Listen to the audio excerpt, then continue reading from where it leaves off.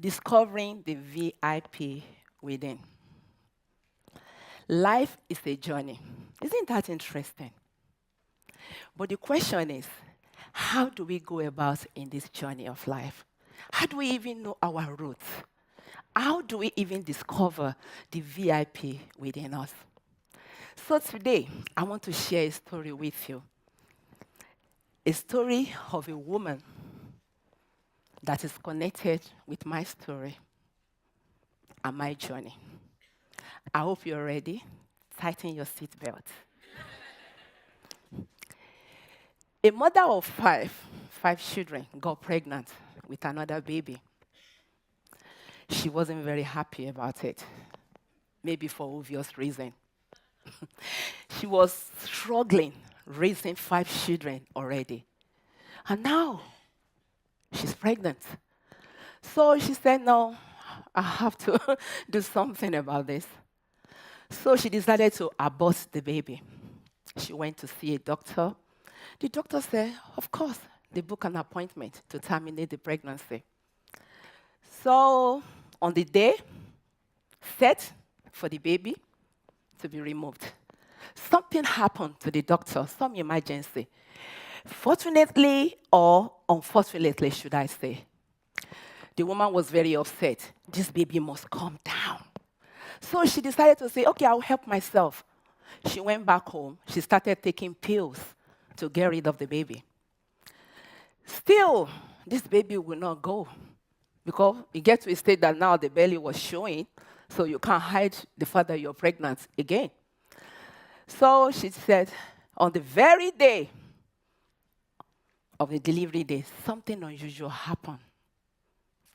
This baby was holding something in a tiny little hand. And the doctors and the nurses, they're curious. What can the baby be holding on to?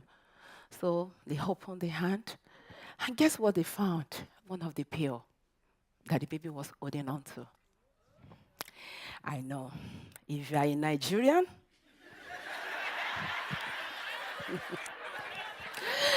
and something like that happened, nurses, doctors in the room with you, you don't need to tell stories. They know what you have done. And then that's when you hear kind of the akpanyon, in my language, modra. Poor woman. I guess you're wondering, what kind of baby is that? What a weird baby. Well, the baby is me. Weird, isn't it?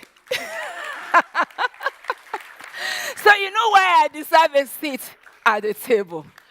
That's my beautiful mother there. Look at me, holding my Coke. The Coke is even bigger than me. It shows that I was really spoiled. My mother loved me to pieces. Take care of me, do everything needed to do for me. And 50 years on, I am still here. No pills, no doctor can terminate this pregnancy, this woman. Nah. Why? Because there's a purpose for my life. A seat is already there for me. And no doctor or no pill, mother or no mother, it's not going to happen because I am here. And I'm here to show forth.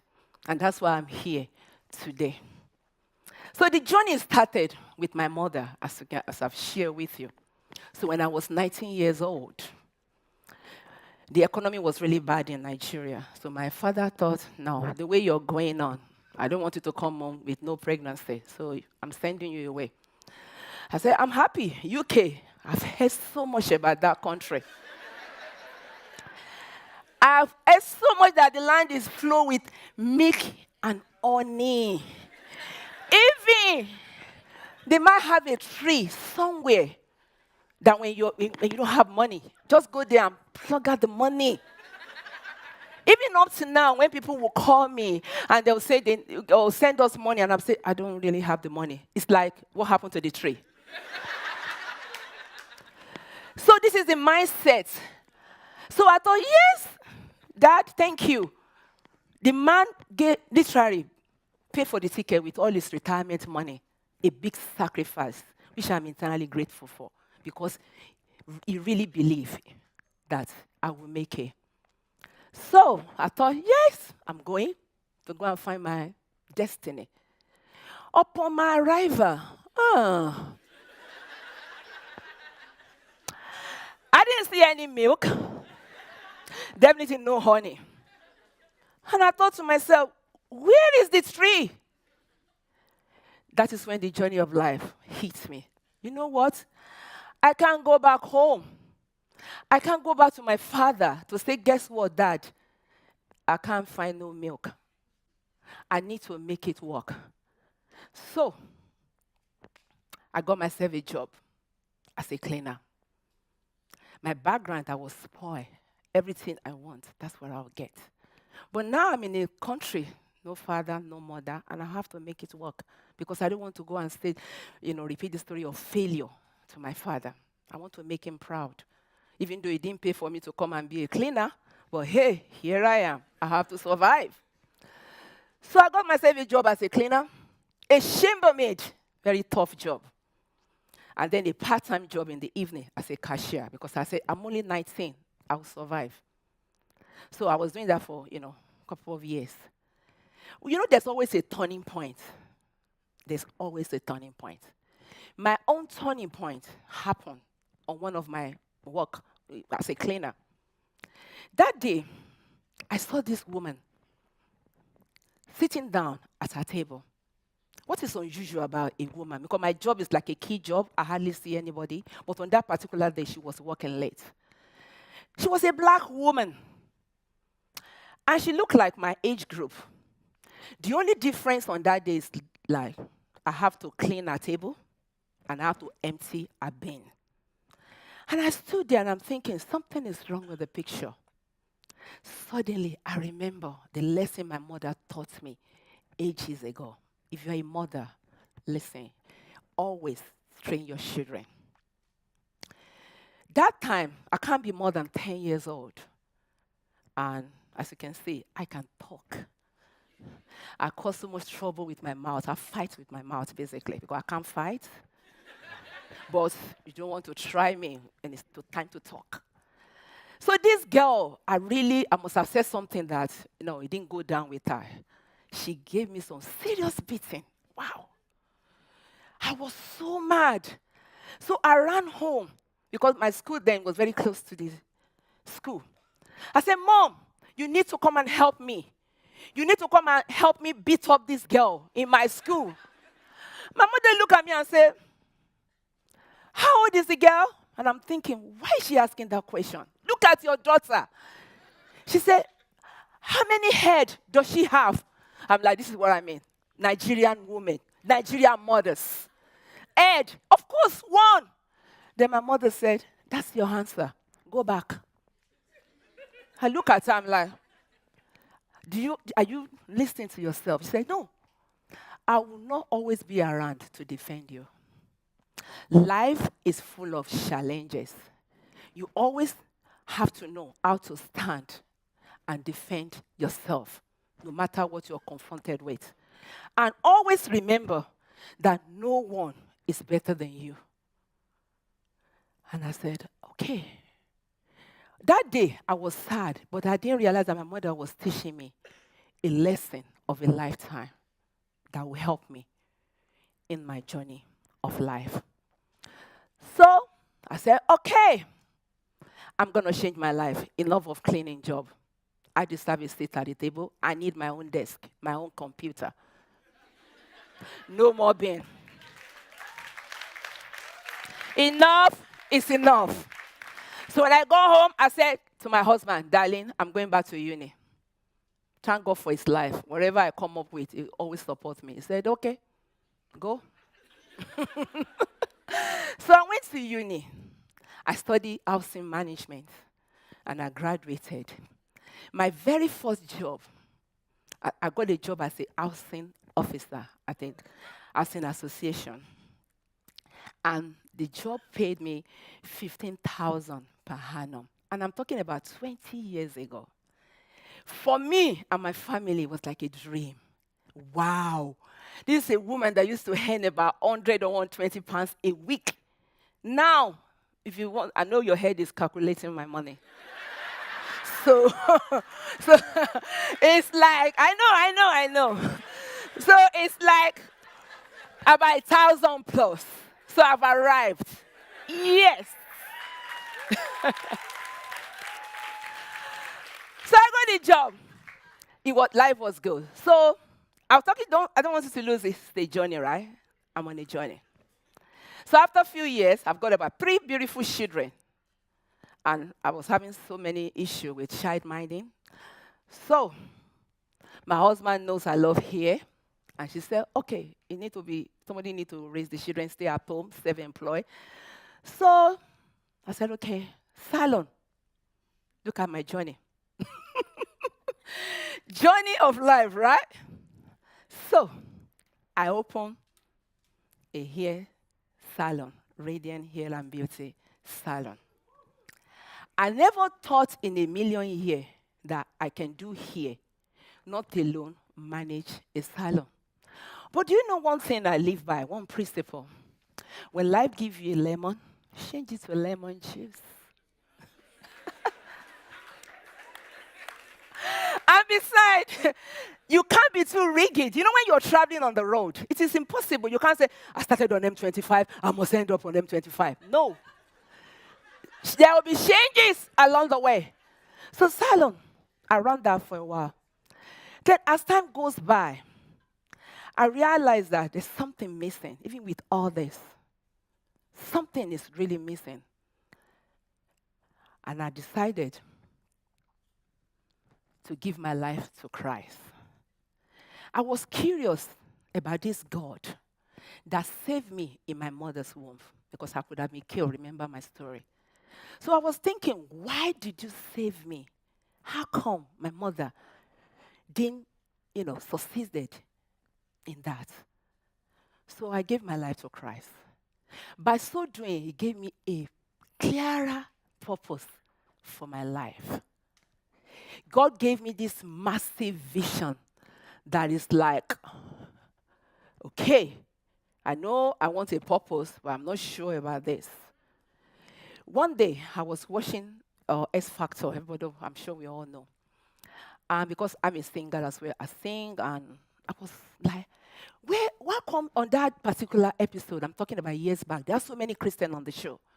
And everybody was singing Amazing Grace, and they're laughing at them and everything. And I was so upset. I said, we need something like this for Christians. Somewhere we can sing our song. If you like, sing Amazing Grace 10 times. So nobody will say why. Yes, grace. So I was so mad. So I was on my way to my room. I heard in my spirit, why not you? I said, No. I'm just saying. I didn't say that I want to do it. You want to, it's like I want to advise God, right? Wow. At that point, my life journey, are you following me? My journey changes again. All this thought was going on in my head. I was excited, and at the same time, I was so scared. I was thinking, I don't have what it takes to sit on this table. I don't have enough experience, qualifications. Come on, I don't even speak the way they speak in this country. And I said, and I'm thinking, God, did you save me to humiliate me?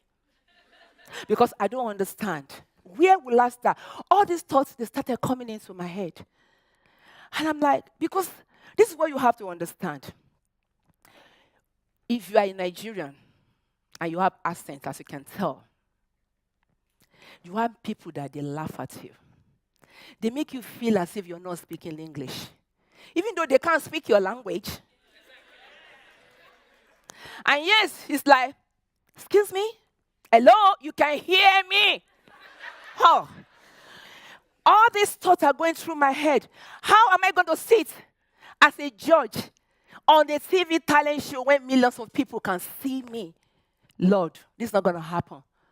But yet, God was calling me to come up higher. Forget about all that. Listen, I tried elocution classes, okay? That did not work for me. I have to think of where to put my tongue, my nose, my head. I feel trapped. I need to be free. I need to be free. So I said, it's not going to work for me. So I need to embrace myself. This is me. I need to love myself for who I am. If God want me to sound like Nikki or Mickey, I probably would have been like that. But this is me. Love me for who I am. I deserve a seat at the table. So, by the grace of God, I embrace the calling. I show up. When I show up on the music scene, many people, they're shocked. You know what? I don't care about my accent or my race. Here I am, packaged, sealed, and delivered. And taken.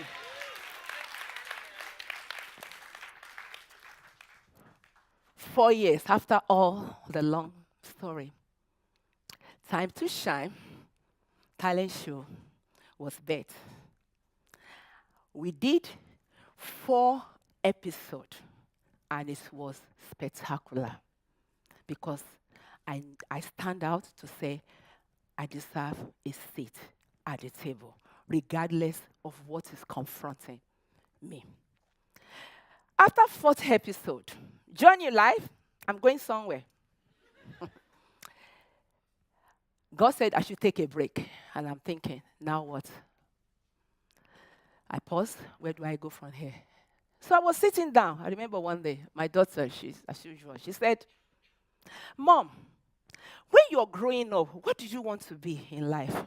So I stood there and said, oh, hang on. I've always wanted to be a singer and a writer. I love to write.